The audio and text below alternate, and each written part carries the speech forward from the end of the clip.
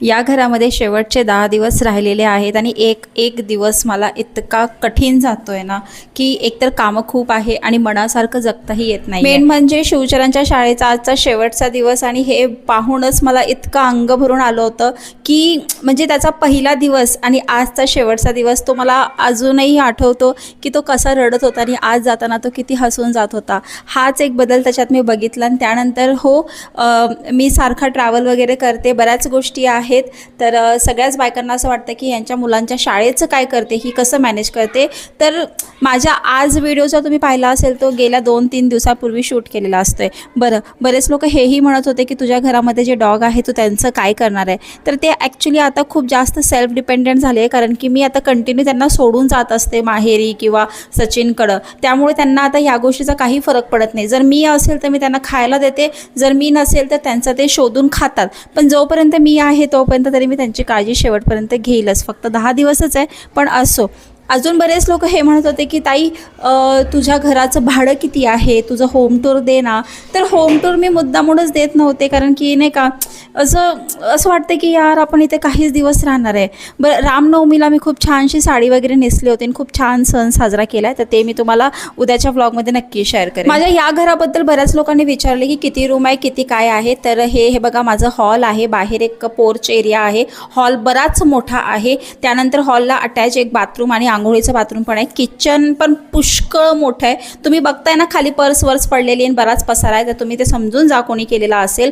आणि दुसरी गोष्ट म्हणजे पाठीमागं हे आहे मशीन ठेवायला जागा। त्यानंतर वरती आल्यानंतर एक बेडरूम आहे जी माझी आहे स्पेसिफिक, आणि त्याच्याच बाजूला एक दुसरी बेडरूम मी आता सध्या दाखवू शकत नाही, कारण की तिथे खूप जास्त मी पसारा काढलेला आहे जे फेकायचं आहे ते। बरं, ह्या सगळ्या रूमला मला भाडं आहे 11,500 आणि लाईट बिल जातं जवळपास 1,500, तर असं काहीतरी आहे। पण एक नवीन गोष्ट मी आणली ती तुम्हाला दाखवते। आज मी तुमच्यासाठी एक पॉवरफुल हँड ब्लेंडर घेऊन आलेली आहे, जो विस्कर आणि चॉपर ह्या 2 अटॅचमेंट सोबत येतो, प्लस तो 1000 वॉटचा आहे, ज्यामुळे आपल्या किचन मधल्या कामं एकदम मल्टीटास्किंग आणि पटकन होतात। तर मंडळी, अगारोचं ग्रँड 1000 वॉटचं हे हँड ब्लेंडर, यापासून आपण ब्लेंडिंग, चॉपिंग, विस्किंग, फ्रॉथ आणि बऱ्याच गोष्टी आपण यापासून करू शकतो। एका बॉक्समध्ये आपल्याला ह्या सगळ्या गोष्टी पाहायला मिळतात।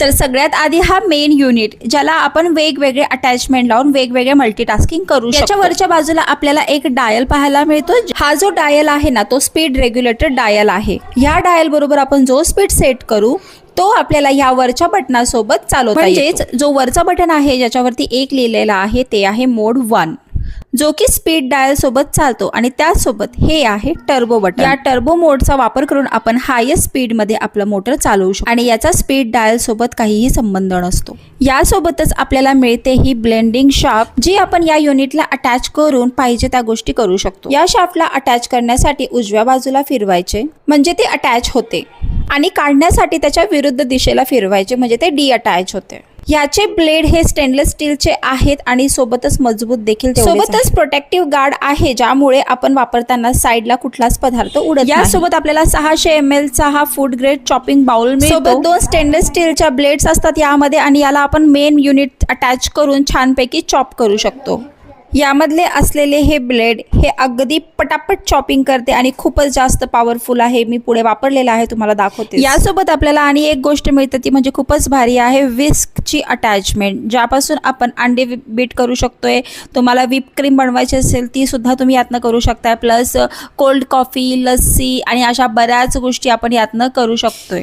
आपल्याला हा 900 ml चा फूड ग्रेड बीकर सुद्धा मिळतो, ज्यामध्ये आपण ज्यूस, बऱ्याच गोष्टी, स्मूदी वगैरे छान करू शकतो। सोबतच याची कॉर्ड जी आहे ती 1.2 मीटरची आहे, लॉंग आहे, बऱ्यापैकी सफिशियंट आहे किचनसाठी। यामध्ये 2 ब्लेंडिंग मोड आहे, एक रेग्युलर आणि एक टर्बो। यामध्ये मिळालेले सगळेच अटॅचमेंट स्ट्रॉंग आहे, प्लस ड्युरेबल आहे, त्यांची क्वालिटी 1 नंबर उत्तम आहे। बरीच आपण प्रोडक्टची इन्फॉर्मेशन दिलेली आहे। आता सर्वात आधी मी माझ्या बाळासाठी बनवणार आहे हा टरबूजचा ज्यूस, म्हणजे वॉटरमेलन ज्यूस, जो माझ्या बाळाला खूप जास्त आवडतो। तर याच्या ब्लेड कशा काम करतात ते बघून या जारचा आपण मेजरमेंटसाठी तर वापरू शकतो, त्याचबरोबर कमी प्रमाणामध्ये काही बनवायचं असेल तर यात नक्कीच आपण करू शकतो, जसं की कमी प्रमाणात लस्सी, कोल्ड कॉफी, स्मूदी किंवा एखादा बाळासाठी ज्यूस वगैरे असेल, वॉटरमेलन ज्यूस असेल, हे सगळं आपण कमी प्रमाणामध्ये यात करू शकतो। तर हे हँड ब्लेंडर 1000 वॉटचा असून 1500 RPMचा आहे, यामध्ये 9 प्रकारचे ॲडजस्टेबल सेटिंग लेवल. सर्वात आधी मी मोड 1 मध्ये हे स्टार्ट करत आहे. आता हा टर्बो मोड यूज करणार आहे. मला थोडेसे जे लम्स आहे ते क्लिअर करण्यासाठी टर्बो मोड यूज केल्यानंतर लगेचच पुन्हा मोड 1 मध्ये मी व्यवस्थित हे ब्लेंड करून घेणार. तुम्ही पाहू शकता एकदम व्यवस्थित हे ब्लेंड होत आहे. ज्यूस जसं मार्केटमध्ये मिळतं तसं. प्लस मला आता एकदम स्मूथ टेक्स्चर हवा आहे म्हणून मी पुन्हा आता टर्बो मोडमध्ये हे ज्यूस बनवून घेत आहे.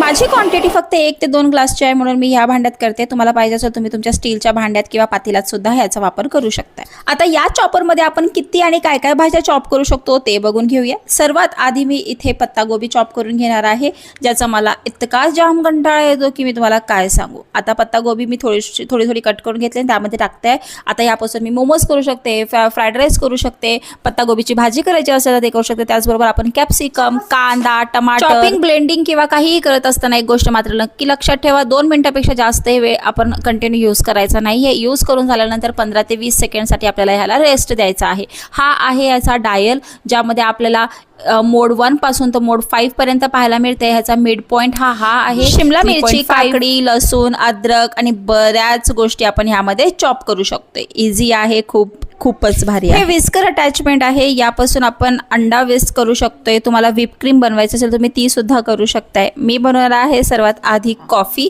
बिकॉज वैष्णवीला खूप दिवसापासून अशी ती डोला कॉफी बनवायची होती, पण मला प्यायची आज कोल्ड कॉफी.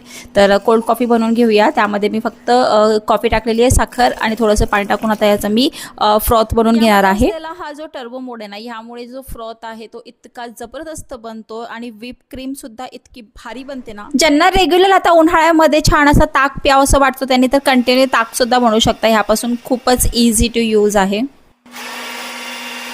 लस्सी सुद्धा आपण यामध्ये खूप छान पद्धतीने बनवू शकतोय. आता मी हा जो 900 ml चा जार वापरते, तुम्ही या ठिकाणी जगमध्ये करू शकता, पातेल्यामध्ये करू शकताय. मेन गोष्टी लक्षात ठेवा, 2 मिनिटापेक्षा जास्त वेळ आपल्याला हे चालवायचं नाहीये. थोडा वेळ वापरून झाल्यानंतर 15 ते 20 सेकंडसाठी आपल्याला ह्याला आराम द्यायचा आहे. आता याला आपण वापरून झालेला आहे, याला क्लीन कसं करायचं आपण ते बघून घेऊया.